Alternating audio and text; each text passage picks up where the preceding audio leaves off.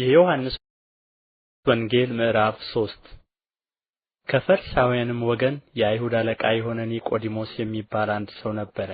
እርሱም በሌሊት ወደ ኢየሱስ መጥቶ መምህር ሆይ እግዚአብሔር ከእርሱ ጋር ከሆነ በቀር አንተ የምታደርጋቸውን እነዚህን ምልክቶች ሊያደርግ የሚችል የለምና መምህር ሆነህ ከእግዚአብሔር ዘንድ እንደ መጣህ እናውቃለን አለው። ኢየሱስም መልሶ እውነት እውነት እልሃለሁ ሰው ዳግመኛ ካልተወለደ በቀር የእግዚአብሔርን መንግሥት ሊያይ አይችልም አለው። ኒቆዲሞስም ሰው ከሸመገለ በኋላ እንዴት ሊወለድ ይችላል? ሁለተኛ ወደ እናቱ ማኅፀን ገብቶ ይወለድ ዘንድ ይችላልን? አለው።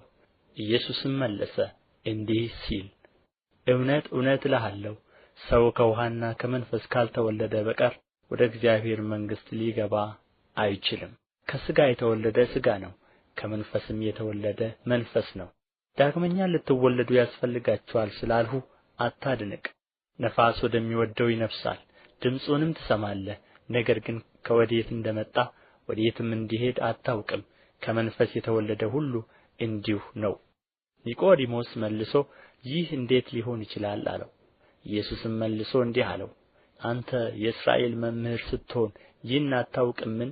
እውነት እውነት እልሃለሁ የምናውቀውን እንናገራለን፣ ያየነውንም እንመሰክራለን፣ ምስክራችንንም አትቀበሉትም። ስለ ምድራዊ ነገር በነገርኋችሁ ጊዜ ካላመናችሁ ስለ ሰማያዊ ነገር ብነግራችሁ እንዴት ታምናላችሁ? ከሰማይም ከወረደ በቀር ወደ ሰማይ የወጣ ማንም የለም፣ እርሱም በሰማይ የሚኖረው የሰው ልጅ ነው። ሙሴም በምድረ በዳ እባብን እንደ ሰቀለ እንዲሁ በእርሱ የሚያምን ሁሉ የዘላለም ሕይወት እንዲኖረው እንጂ እንዳይጠፋ እግዚአብሔር አንድያ ልጁን እስኪሰጥ ድረስ ዓለሙን እንዲሁ ወዶአልና። ዓለም በልጁ እንዲድን ነው እንጂ በዓለም እንዲፈርድ እግዚአብሔር ወደ ዓለም አልላከውምና። በእርሱ በሚያምን አይፈረድበትም። በማያምን ግን በአንዱ በእግዚአብሔር ልጅ ስም ስላላመነ አሁን ተፈርዶበታል። ብርሃንም ወደ ዓለም ስለ መጣ ሰዎችም ሥራቸው ክፉ ነበርና ከብርሃን ይልቅ ጨለማን ስለ ወደዱ ፍርዱ ይህ ነው። ክፉ የሚያደርግ ሁሉ ብርሃንን ይጠላልና ሥራውም እንዳይገለጥ ወደ ብርሃን አይመጣም። እውነትን የሚያደርግ ግን ሥራው በእግዚአብሔር ተደርጎ እንደሆነ ይገለጥ ዘንድ ወደ ብርሃን ይመጣል። ከዚህ በኋላ